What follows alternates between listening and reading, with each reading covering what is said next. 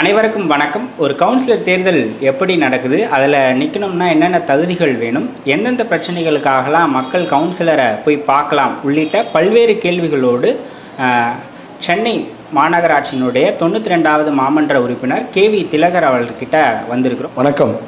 சாரல் YouTube channel அவர்களுக்கு வணக்கத்தை தெரிவித்துக் கொள்கிறேன். முதல்ல கவுன்சிலர் எலெக்ஷனில் நிற்கணும்னா என்னென்ன தகுதிகள் வேணும் சார், அதை பற்றி சொல்லுங்கள். மாமன்ற உறுப்பினராக தேர்தலில் நிற்க வயது 18 வயதுக்கு மேலே இருக்க வேண்டும். அவர்கள் கட்சியை சார்ந்தவர்களாக இருக்கலாம், இல்லை பொது சுயேட்சையாக நிற்கக்கூடியவர்களாக இருக்கலாம். யார் வேணாலும் நிற்கலாம். அந்த பகுதியை சார்ந்தவர்களாக இருக்கலாம், அந்த பகுதி இல்லாதவர்களாக கூட இருக்கலாம். எலெக்ஷனில் தேர்தலில் நிற்கலாம். ஓகே சார், எவ்வளோ டெபாசிட் சார் இந்த எலெக்ஷனை பொறுத்த வரைக்கும் கவுன்சிலருக்கு நான் 2000 ரூபாய் டெபாசிட் கட்டினேன். ஓகே, எத்தனை பேர் முன்மொழினா எத்தனை பேர் வழிமொழிணும் சார்? 2 பேர், அதான் எம்எல்ஏ MP அவங்களுக்கு எப்படி தேர்தல் முறைகள் நடக்கிறதோ அதே மாதிரி முன்மொழிவது வழிமொழிதெல்லாம் அந்த நடைமுறை தான். ஓகே சார், தேர்தலில் நீங்கள் கட்சி சின்னத்தில் நிற்கலாமா இல்லை பொது சின்னமா சார்? அந்தந்த கட்சி அங்கீகாரப்பட்ட வேட்பாளர்கள் நிற்கும்போது அவர்கள் கட்சி சின்னத்தில் தான் நிற்கணும். நான் இந்த 2022 அன்று உள்ளாட்சி தேர்தலில் நிற்கும்போது சுயேட்சையாக தான் நின்றேன். என்னுடைய சின்னம் தீப்பெட்டி. இப்போ சுயேட்சையாக நிற்கும்போது அந்த குலுக்கல் முறையில் தான் அந்த சின்னம் தேர்ந்தெடுத்து கொடுப்பாங்க இல்லையா? ஆமாம். அப்போ என்னுடைய குலுக்கல் முறையில் வரும்போது எனக்கு தீப்பெட்டி வந்தது. ஓகே, அதை நம்ம செலக்ட் பண்ணலாமா இல்லை அவங்க பண்ணுறது தானாங்களா? விருப்பப்படுவங்க கேட்குற உரிமை உண்டு. ஆனால் தனிப்பட்ட நான் ஒருவர் மட்டும் கேட்டிருந்தால் அந்த சின்னத்தை எனக்கு கொடுத்துருவாங்க. மற்றொருவரும் இன்னும் 20 கேட்டால் குலுக்கல் முறையில் தான் கொடுங்க. ஓகே சார், இப்போ கவுன்சிலர் தேர்தலுக்கு எவ்வளோ ரூபாய் செலவு பண்ணலாம்? அரசாங்கம் சொல்கிற அமௌண்ட் எவ்வளோ? அரசாங்கம் சொல்கிறது 25,000 சொல்லியிருக்காங்க. அந்த 25,000 15 அதுக்குள்ளே தான் நம்ம செலவு பண்ண வேண்டும். நம்ம என்னென்ன டாக்குமெண்ட்ஸ்லாம் சப்மிட் பண்ணணும்? இந்த அஃபிடவிட் போடுவாங்க. ஆமாம், அதில் என்னென்னலாம் போடணுங்க? சொத்து விவரங்கள் இருக்குது. அவங்களுடைய சொத்து விவரங்கள் இருந்தால் அதில் காட்ட வேண்டும்.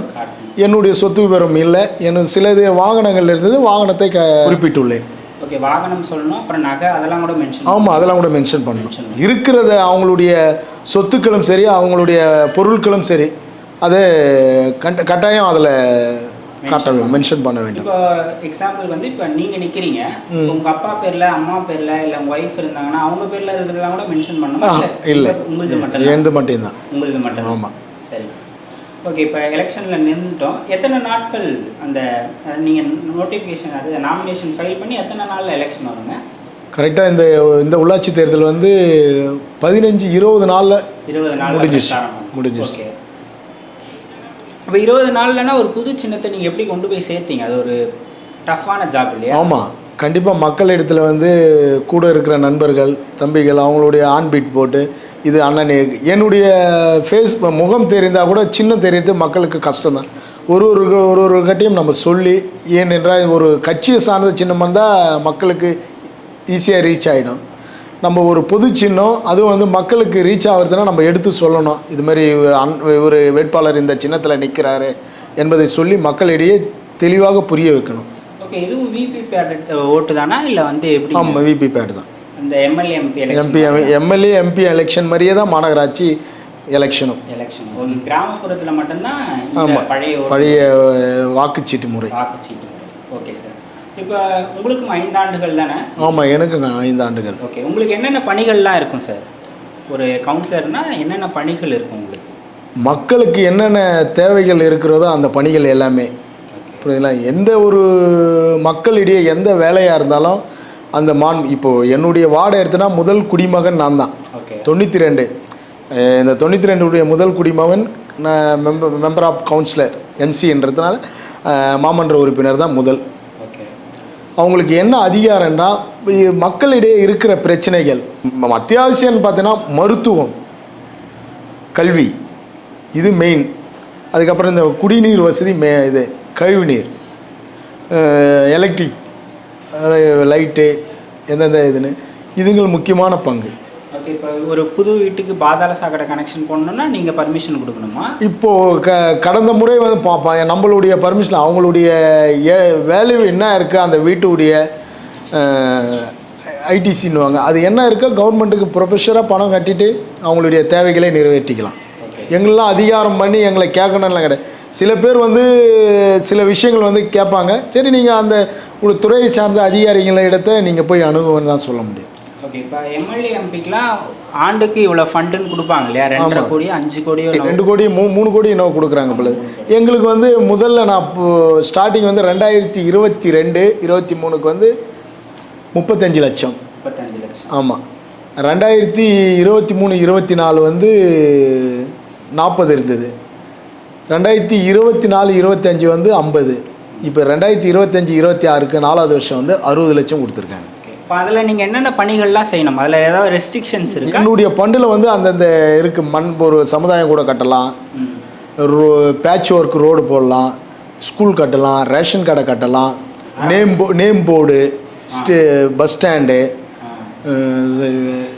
அனைத்து கிட்டத்தட்ட ஒரு 80 கிட்ட இருக்குது. அது லிஸ்ட்டில் ஒரு நோட்டு எங்களுக்கு கொடுத்துருவாங்க. இந்தந்த வேலைகளை கவுன்சில் ஃபண்டில் செய்யலாம். என்ன செய்யலாம். இப்போ நீங்கள் அதை ஆண்டு முடிஞ்ச அப்புறம் இது கணக்கு கொடுக்கணும் நீங்கள்? இல்லை, அது கொடுக்கும்போதே மொத்தமே முடிஞ்சிடும். அது கூட நாங்கள் அனைத்து மாமன்ற உறுப்பினர்கள் என்ன தெரியுமா சொல்கிறோம், 60 லட்சம் கொடுக்குறாங்க. 60 லட்சத்தில் எங்களுக்கு வந்து 50 லட்சம் உடைய வேல்யூ தான் வரும். 10 லட்சம் ஜிஎஸ்டி போயிடுது. அந்த 10 எங்களுக்கு வந்து செய்கிற வேலையில் அந்த ஜிஎஸ்டியை எடுத்துட சொல்கிறோம். கொடுத்தா 60 லட்சமும் கொடுங்க. என்ன சொல்கிறீங்க? அது இப்போ நீங்கள் 50 லட்சம் தான் எங்களுக்கு வரும். 60 லட்சம் 10 லட்சம் 8 லட்சம் ஜிஎஸ்டி போயிடும். போன வாட்டியே நான் 50 லட்சத்துக்கு வந்து 780 கிட்ட ஜிஎஸ்டி போயிடுச்சு. 48 லட்சம் தான் 42 லட்சம் தான் வேல்யூ. ஓகே. இப்போ அந்த மாதிரி பணிகள்லாம் செய்யலாம். இப்போ மக்கள் இப்போ ஒரு பிரச்சனை உங்கள் வார்டுக்கு உட்பட்டு ஒரு பிரச்சனை, எந்தெந்த பிரச்சனைகளுக்காகலாம் மக்கள் உங்களை வந்து சந்திக்கலாம்? வார்டுக்குள்ளே எந்த பிரச்சனையாக இருந்தாலும் மக்கள் சந்திக்கலாம். அவங்களுடைய பொதுவாக வந்து இப்போ மக்களுக்கு என்ன பிரச்சனை இருக்கும்? குடிநீர் தேவை, குப்பை எடுக்கலைன்னா ஒரு ஃபோன் லைட் எரியலைன்னா, இது வந்து ரெகுலராக டெய்லியும் என்றைக்குன்னா ஒரு ஃபோன் வந்துட்டு இந்த இடத்துல இந்த பகுதியில் குப்பை எடுக்கலை, லைட் எரியல. இது வந்து டெய்லியும் வரக்கூடிய கம்ப்ளைண்ட்டுங்க. பார்க்கு சுத்தம் பண்ணல, பார்க்கில் போனால் பொதுமக்கள் போகும்போது ஒரு டாய்லெட் சரியில்லை, இதெல்லாம் கொஞ்சம் இது எப்பவுமே வந்து டெய்லியும் அன்னன்னைக்கு வர கம்ப்ளைண்ட். ஓகே. இப்போ சலுகைகள் ஏதாவது இருக்குங்களா கவுன்சிலர்களுக்கு? சலுகைனா இப்போ மாண்புமிகு தமிழக முதல்வர் வந்து 2023 அது ஜனவரி பிப்ரவரின்னு நினைக்கிறேன், அப்போ வந்து மாதம் எங்களுக்கு ஒரு 10,000 சம்பளத்தை கொடுத்துருக்காரு. அது 10,000 தான். ஓகே. அந்த 10,000 வந்து என்னுடைய அக்கௌண்ட்டுக்கு கரெக்டாக 27 மாதத்துடைய கடைசி எங்களுடைய மாத கூட்டத்தொடரே வந்து மாநகராட்சியில் 25க்கு மேலே தான் நடக்கும். அந்த 30 தேதிக்குள்ளே நடத்துகிறாங்க. நான் மண்டலத்தில் வந்து அதை ஜோனில் வந்து 1லேருந்து 15க்குள்ளே நடத்திடுவாங்க. இப்படி ஒரு இதுதான் அங்கே கடைசி, இங்கே முதல். ஓகே. இப்போ மாநகராட்சியை பொறுத்த வரைக்கும் கவுன்சிலர், அதுக்கப்புறமா மண்டல குழு தலைவர், மேயர் அப்படி மண்டல குழு தலைவர். அங்கே போகும்போது மண்டல குழு தலைவர் வர மாட்டாங்க. கவுன்சிலர், டெப்டி மேயர், மேயர் அவங்க தான். இப்போ உங்களுக்கு அந்த எம்எல்ஏக்கெல்லாம் கூடுவாங்களா? சட்டமன்றம் மாதிரி எங்களுக்கும் கூடுவாங்க. அது எத்தனை வருஷத்துக்கு எத்தனை நாள் வருங்க? இல்லை மாதத்துக்கு கடைசி வருது பார்த்தீங்களா, கடைசி நாட்கள், அப்போது கூட்டத்தொடருவாங்க. ஒரு 3 நாளா 5 நாளா? ஒரே நாள். ஆனால் பட்ஜெட் தாக்கல் பண்ணும்போது இப்போ சட்டசபையில் நடக்கிற மாதிரி தான் எங்களுக்கும் பட்ஜெட்டு. எங்களுக்குன்னு இவ்வளோ நிதி ஒதுக்குவாங்க. அந்த பட்ஜெட் வந்து கரெக்டாக பிப்ரவரி எண்டு பட்ஜெட்டை தாக்கல் பண்ணிவிட்டு மேயர் அவங்க பட்ஜெட்டை தாக்கல் பண்ணுவாங்க. அதுக்கப்புறம் வரி நிலைக்குழு தலைவர் இருப்பாங்க, அவங்க வந்து அதோடைய பட்ஜெட் தாக்கல் பண்ணுவாங்க. அது மறுநாளே விவாதம். அது அந்த பட்ஜெட் மேலே எது நிறை குறைவுகள் தான் அதை விவாதிக்கலாம். ஓகே. மாநகராட்சி கண்ட்ரோலில் வேறு என்னென்னலாம் ஒர்க்ஸ்லாம் பார்ப்பாங்க? இப்போதைக்கு சென்னைக்கு பொறுத்தவரையும் எத்தனை எம்எல்ஏ இருந்தாலும் மேயர் முக்கியத்துவம். அவங்க எல்லா பணிகளும் அவங்களுக்கு தெரியாமல் நடக்காது. இப்போ எம்எல்ஏக்கெலாம் நிறைய சலுகைகளுக்கு, எக்ஸாம்பிளுக்கு வந்து அவங்களுக்குலாம் காருக்கு பெட்ரோல் அலவன்ஸ் இருக்கும், நிறைய அலவன்ஸ்லாம் இருக்கும். உங்களுக்குலாம் அலவன்ஸ்லாம் இருக்குங்களா? அதெல்லாம் கிடையாது, எதுவுமே கிடையாது. எம்எல்ஏக்கு இருக்கிற சில சலுகைகள் எங்களுக்கு கிடையாது. மண்டல குழு தலைவர்லேருந்து தான் கார்லாம் கூட இல்லை. இப்போ மண்டல குழு தலைவர் கூட கேட்டிருக்காங்க. இப்போ சாதாரண ஒரு நகராட்சின்னு வச்சிங்க, ஒரு திருவேற்காடு நகராட்சின்னு வச்சிங்க, அந்த உடைய சேர்மனுக்கு கவர்மெண்ட் கார் இருக்குது. ஆனால் அதே தான் ஒரு மண்டல குழு தலைவர் கேட்டார். அவர் அவங்களுக்கு சேர்மனு அவங்களுக்கு ஒரு கார் கொடுத்துருக்காங்க. நாங்களும் மண்டல குழு தலைவர் தானே, எங்களுக்கு கவர்மெண்ட் சிம்பிள் போட்டால் ஒரு கார் கொடுங்களேன் 15 மண்டலம் இருக்குது, 15 மண்டலங்களுக்கு கொடுங்க. அதே போல் கமிட்டி சேர்மன் இருக்காங்க, ஹெல்த்து, எஜுகேஷனு, ஆளுங்கட்சி தலைவர், இவங்களுக்கே வந்து வண்டி கொடுக்குறீங்க, எங்களுக்கு ஏன் தரமாட்டேன்னு கேட்டிருக்காங்க. அவங்களுக்கெல்லாம் வந்து கவர்மெண்ட் வண்டி. Okay okay. இப்போ மாமன்ற உறுப்பினர் மட்டும் இல்லாமல் நிறைய இதர போஸ்ட்லாம் கூட சொல்லுவாங்கள்ல, இந்த நீங்கள் சொன்னீங்க. ஆமாம், அதெல்லாம் இருக்காங்க. அது நீங்கள் எதுவும் அதில் இருக்கீங்க? அதில் நான் எதுவுமே இல்லை. ஏன்னா அது கட்சி நம்ம வந்து டிஎம்கேக்கு அப்புறம் தான் நம்ம இருக்கோம். ஓகே. அதனால வந்து நம்ம வந்து இண்டிபெண்ட்டாக நின்று தான் காங்கிரஸ் அவர் மாநில தலைவர் செல்வ பிறந்த முன்னிலாம் ஜாயின் பண்ணியிருக்கோம். ஆக்சுவலாக பூர்வீகம் நாங்கள் காங்கிரஸ் தான். புரியல, எனக்கு இந்த பகுதியில் எனக்கு சீட்டு ஒதுக்கப்படலை. வேறு ஒரு மாற்று அதான் சொல்கிறேன், வெளியூர் ஆட்களை எடுத்துகிட்டு வந்து இங்கே நின்னா மக்கள் தெரியாதுல்ல, நான் இண்டிபெண்ட்டாக நின்று தான் ஜெயிச்சு. Okay okay. இப்போ உங்களுக்கு வெறும் 10,000 தான் சேலரி? ஆமாம், 10,000 தான் சேலரி. ஓகே. இந்த ஆஃபீஸ் வந்து நீங்கள் போட்டிருக்குதா இல்லை கவர்மெண்ட் ஆஃபீஸ்? கவர்மெண்ட் ஆஃபீஸ், எல்லாமே கவர்மெண்ட் சம்மந்தப்பட்டது. என்னென்னா அவங்க வந்து ஆக்சுவலாக அந்த கவுன்சிலருங்களுக்கு ஆஃபீஸ் ரெடி பண்ணி கொடுக்கணும். முன்னாள் ஜோனல் ஆஃபீஸர் வந்துட்டு கூட என்னுடைய ஆஃபீஸை பார்த்துட்டு சரி அவர் தான் கவர்மெண்ட்டு தான், கவர்மெண்ட் சிஸ்டம்லாம் நம்மளுது, இந்த சிஸ்டம் இதோடைய டேபிள் இந்த இதெல்லாம் நம்மளுது, ரூம் அவங்களுது. ஓகே. கார்பரேஷன் நம்ம 5 வருஷம் இந்த நிறைவேறி நம்ம இந்த இடத்த அதுக்கப்புறம் நம்ம வெக்கெட் கொடுத்துட்டு தான் போயிடணும். ஓகே. இதுக்கும் 5 ஆண்டுகள் தான் உங்களுக்கும்? எங்களுக்கும் 5 ஆண்டுகள் தான். 5 ஆண்டுகள் தான். மக்கள் வந்து அனைவரும் வந்து யார் என்ன எலெக்ஷனோ சரி, சிலது வந்து அதிகாரத்தில் வந்து எல்லா கேள்வியும் கேட்பாங்க, ஓட்டு போடணும். ஆனால் மக்கள் அனைவரும் ஓட்டு போடணும். 100% எப்போ போலிங் ஆகுதோ அப்போ தான் நாடும் நல்லா இருக்கும். புரியுதுங்களா? சில பேர் என்னன்னு எனக்கு அவங்க யாரை நிற்கிறாங்க, எதுக்கு போய் நம்ம ஓட்டு போடணுன்னு, நம்ம உடைய வாக்காளர் குடியுரிமை விடுபடக்கூடாது. அவங்களுடைய கடமையை நிறைவேற்றணும், அவங்க ஓட்டு போடணும். காலையில் 7 மணிலேருந்து 5 மணி வரை இருக்குது. அதுக்கு இடையில போய் அவங்க அந்த வாக்கு மையங்களை அவங்களுடைய வாக்குகளை செலுத்த வேண்டும். அதே போல் வந்து வாக்காளர்கள் பட்டியல் வெளியிடுறாங்களே, அந்தந்த பூத்தில் எந்த பகுதியை சார்ந்தவங்களோ அந்த பகுதியில் போயிட்டு வாக்காளர்கள் பெயர் இருக்குதான்னு செக் பண்ண சொல்லணும். இல்லைன்னா திருப்பி புதுசாக எழுதி சேர்க்க வேணும். ஏன்னா நான் சிலது ஏன்னா வீட்டில் இல்லாமல் போனால் டெலீட் பண்ணிடுவான். அதுக்கப்புறம் வந்து என் ஓட்டு இல்லையான்னு கேட்கக்கூடாது. வருடத்துக்கு 2 முறை, ஒரு முறை வந்து அந்த ஜனவரியிலேருந்து பிப்ரவரி இல்லை அக்டோபர், அந்த டைம் வந்து இப்போ அக்டோபர் தான் வாக்காளர்கள் பெயர்களை சேர்க்கறது. அந்த டைம் வந்து அந்தந்த வாக்காளருடைய படிவத்தில் செக் பண்ணி இருக்கான்னு பார்க்கணும். அது ஒரு முக்கிய பங்கு. யாருமே வந்து இப்போ என்னன்னா அப்பார்ட்மெண்ட்டில் இருக்கவங்க வந்து யாரும் கம்பல்சரி, ஃப்ளாட்ஸில் இருக்கவங்க வந்து ஓட்டு போட மாட்டேன்றாங்க. அவங்க கம்பல்சரி போடணும். அது எம்எல்ஏ எலெக்ஷனாக இருக்கட்டும், எம்பி எலெக்ஷனாக இருக்கட்டும், உள்ளாட்சி தேர்தலாக இருக்கட்டும். ஏன்னா அவங்களுடைய பங்களிப்பு ஒருத்தர் இருந்துட்டு வந்து உரிமையை கேட்கணும். இப்போ எனக்கு 30,000 ஓட்டு வெறும் 14,000 ஓட்டு போலிங் ஆகுது, 16,000 ஓட்டு மைனஸ் ஆகுது. ஏன் ஆகுது? அப்போ பாதி பேர் போடலன்னா தானே, பாதியில் இப்போ 3/4 பேர் வருது. அது வந்து அவங்க போடனா தானே ஃபுல் போலிங்கே ஆகணும். அப்போ தான் மக்களை எதுவாக இருந்தாலும் தேர்ந்தெடுக்க முடியும். அது வந்தால் தானே தேர்ந்தெடுக்க முடியும். இப்போ நீங்கள் இந்த வார்டோட வாக்காளர் தானா? கண்டிப்பாக இந்த வார்டுடைய வாக்காளர். என்னுடைய வார்டு வந்து வாக்காளர் படிவம் வந்து நம்ம செக்டர் 9 ஒரு பள்ளியில் இருக்குது. அப்போது என்னுடைய தெரு வந்து பஜனை கோயில் தெரு. ஓகே, நான் அப்படி கேட்கல. இப்போ இந்த வார்டில் இருக்கிற வாக்காளர் தான் இங்கே நிற்க முடியுமா, இல்லை யார் வேணாலும் நிற்கலாமா? நிற்கலாம், அதெல்லாம் இவங்க தான் கட்டாயம் கிடையாது. இப்போ காலங்கள் மாறிடுது. அது வந்து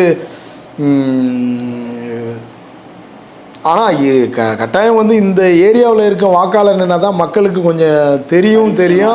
ஏன்னா வெளியில் வந்து நிற்கிறவங்கள கொஞ்சம் மக்கள் ஏற்றுக்காது. இது இப்போ அந்த காலத்தில் என்னென்னா எங்கேனாலும் நிற்கலாம், பிரசோகத்தில் இருக்கிறவங்க வந்து இங்கே நிற்கலாம், எந்த ஒரு மாவட்டத்தில் இருக்கவங்களும் நிற்கலாம். இப்போ அந்த காலங்களில் மாறுது. அந்தந்த வாக்காளர்கள் வந்து நம்மளுக்கு தெரிஞ்சவராக நம்ம டெய்லியும் பார்க்குறோமா, அட்லீஸ்ட் சொல்கிறேன், ஒரு போகும்போதுனா இல்லைனா இவரை பார்த்தே ரொம்ப நாள் ஆச்சுன்னு சொல்கிற காலங்கள்லாம் இருக்குது. அதனால் அவங்க இந்த ஏரியாவிலே இருக்கணும்னு தான் நல்லது. வெளியாளுனாலும் அந்த முன்மொழியிறது வழிமொழியிறது அவருக்கு இந்த வார்டில் கண்டிப்பாக இருக்கணும். ஓகே. இப்போ மக்கள் உங்களை இப்போ இங்கே வந்து சந்திக்கணும்னா எந்தெந்த நேரங்களில் சந்திக்கலாம்? நான் காலையில் 7 மணிக்கெல்லாம் வாக்கிங் போயிட்டு இங்கே வந்துடுவேன். வந்துட்டு அதுக்கு பிறகு ஒரு 10-11 மணி வரை இருப்பேன். இன்று வந்து ஏன்னா கொஞ்சம் எங்கேயும் வெளியெல்லாம் 4 மணிக்கு தான் இருக்குது வேலைங்க, மீட்டிங் ஒன்று. அதனால் 1 மணி வரையும் இருந்துட்டு போவேன். ஈவினிங் டைமில் 1 மணியாக ஆஃபீஸ் க்ளோஸ். இங்கே வந்து எல்லாமே என்னுடைய வார்டில் வந்து எலக்ட்ரிக் டிபார்ட்மெண்ட்டை சேர்ந்த ஆஃபீஸர் இருக்குது, இ சேவை மையம் இருக்குது, அண்ணன் அம்மா உணவகம் இருக்குது, ஹெல்த் டிபார்ட்மெண்ட்டும் இருக்குது. இதனால் வந்து எனக்கு எந்த ஒரு பிரச்சனை எல்லாமே இங்கே தான் தலைமையிட மாதிரி ஆகிடுது இந்த யூனிட்டை பொறுத்தவரையும். நீங்கள் சைனிங் அத்தாரிட்டியில் என்னென்ன இருக்குது உங்களுக்கு கவுன்சிலருக்கு? இப்போ ஏதாவது சைனிங் அத்தாரிட்டினா என்ன, இப்போ வந்து ஆதார் கார்டுக்கெல்லாம் நம்ம போடுறோம். ஓகே, அதாவது இப்போ ஒரு பணி நடக்கணும்னா நீங்கள் சைன் பண்ணி ஆமாம், அந்த பணிகளுக்கு நான் லெட்டர் கொடுத்தாகணும். அது கமிஷனராக இருந்தாலும் சரி, மேயராக இருந்தாலும் சரி, எந்தெந்த டிபார்ட்மெண்ட் சார்ந்தாலும் அந்த வேலைங்களாம் நான் மட்டும்தான் செய்ய முடியும். இப்போ பொதுமக்கள் போய் கொடுக்குறது வேற, கவுன்சிலர் கொடுக்குறன்ற ஒரு அதிகாரம் இருக்குல்ல, மக்களால் தேர்ந்தெடுக்கப்பட்டவங்க அவங்களுக்குன்னு ஒரு அதிகாரம் இருக்குது. அதனால் நான் கொடுக்கறது தான் முக்கியத்துவம். அவங்களுக்குன்னா பரிசீலனை இப்போ வாங்கி வச்சுட்டு சரி பண்ணலான்னு சொல்லுவாங்க. அது யார் எம்எல்ஏ இருந்தால் கூட கவுன்சிலர் மூலிமா வந்தால் ஒரு நல்ல வேலைகளை. அதேமாதிரி இந்த பகுதியுடைய எம்எல்ஏ காரம்பாக்கம் கணபதி நல்ல முறையில் எல்லா வேலைகளும் நம்ம பகுதிக்குன்னு சில விஷயங்கள்லாம் கொண்டுன்னு வர்றாரு, அதையும் பண்ணிகிட்டு இருக்காரு. அதே போல் 7 சேர்மன் பிகே மூர்த்தி அவர்களும் நல்ல முறையில் எனக்கு எல்லா விதத்திலையும் ஒத்துழைப்பாக கொடுத்து எல்லா விஷயத்தையும் பண்ணிகிட்டு இருக்காரு.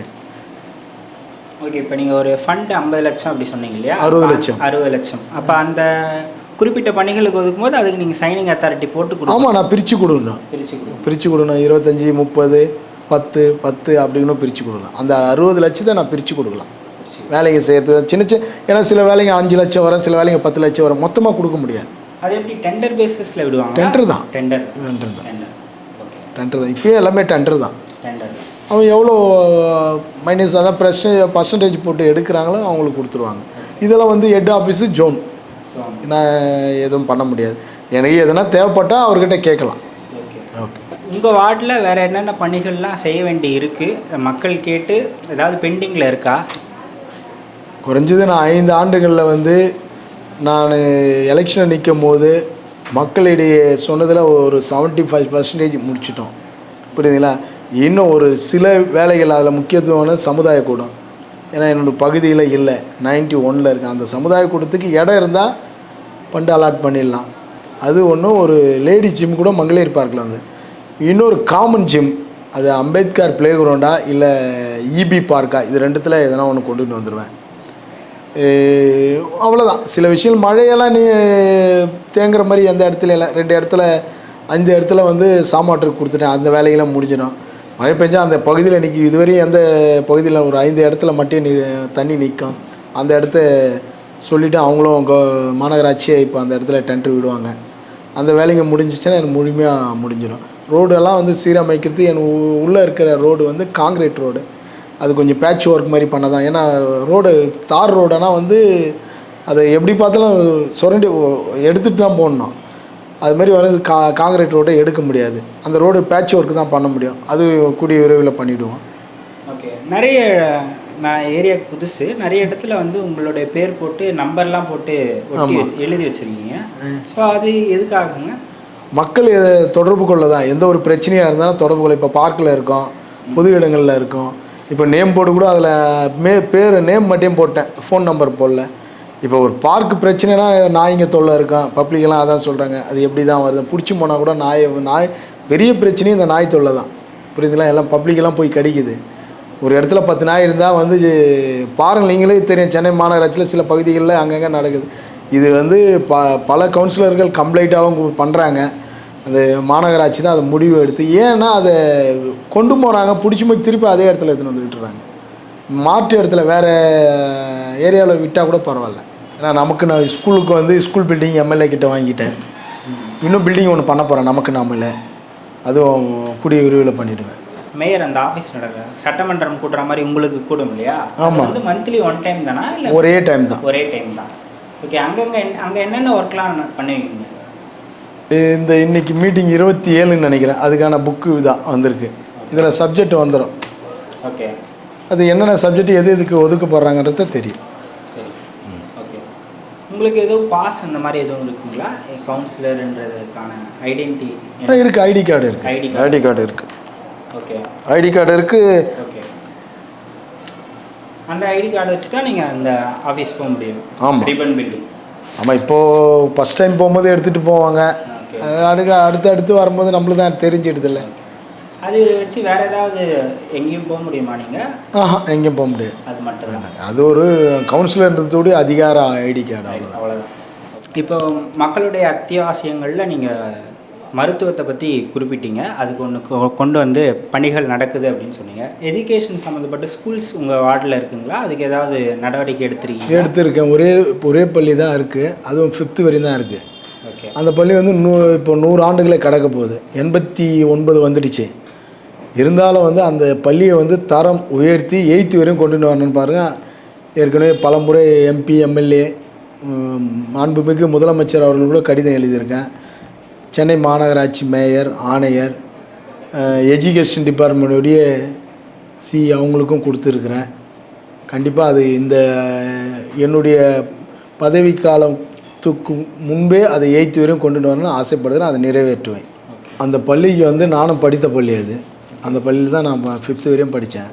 தமிழ்நாட்டிலே வந்து அந்த பள்ளி 5th 7வது இடமோ 5வது இடமோ வந்து சிறந்த பள்ளின்னு மாண்புமிகு தமிழக முதல்வரோட அந்த டீச்சர் ஒரு அவார்டே வாங்கியிருக்காங்க. அதனால் அந்த பள்ளியில் வந்து MLA கிட்ட ஃபண்டு வாங்கி அது 4 வகுப்பறைகள், அதுவும் CSR ஃபண்டில் லூகாஸ் டிவைஸில் ஒருடைய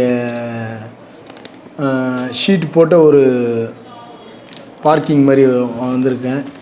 அதுக்கு பிறகு வந்து வேலம்மாள் ஸ்கூல் மூலிமா சுற்றி காம்பவுண்ட், அந்த காம்பவுண்டு சென்னை மெட்கோ மாதிரி அதே போல் ஷீட் போட்டு ஒரு ரூமுக்கு இடையில வெளியே போகணும்னா அப்போ அது மாதிரி ஷீட் போட்டு அவங்க இப்போ வகுப்பு அறைகளில் வெளியே கூட இருந்து ஓப்பனாக இருக்கிற இடத்துல உட்கார்ற மாதிரி அது ஒன்று.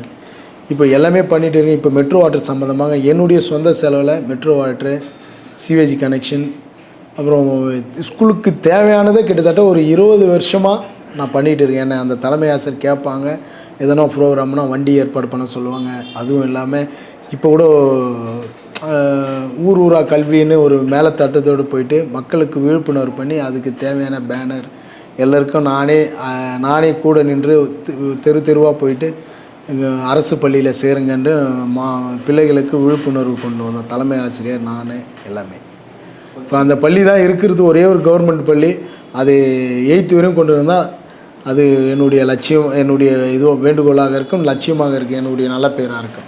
ஊரக உள்ளாட்சிகள்லாம் கிராம சபை கூட்டங்கள் 4 முறை நடக்கும். அந்த மாதிரி உங்களுக்கு எதுவும்? எங்களுக்கு ஏரியா சபை இருக்குது. எங்களுக்கு வந்து 4 முறை, அதை 3 மாதத்துக்கு ஒரு முறைன்னு 4 முறை இருக்கும். அது அப்போ மக்களுங்களாம் என்னென்ன கோரி சில விஷயங்கள்லாம் அவங்களுக்கு சொல்கிறது கூட இதான். தண்ணி மெயினாக இதை தான் சொல்லுவாங்க. தண்ணீர், நாய் இருக்குது, சில இதுதான் முக்கியமான கருத்து. அவங்களுக்கு பப்ளிக் டிஸ்டர்ப் பண்ணுற ஆளை தான் சொல்லுவாங்க. இப்போ இங்கே மெட்ரோ இந்த குடி தண்ணீர் வந்து லாரியில் வர்றது தானாங்களா? இல்லை, பைப்லைன். ஓகே. அது உங்களோட இது தான், நீங்கள் பண்ணுறது தானுங்களா?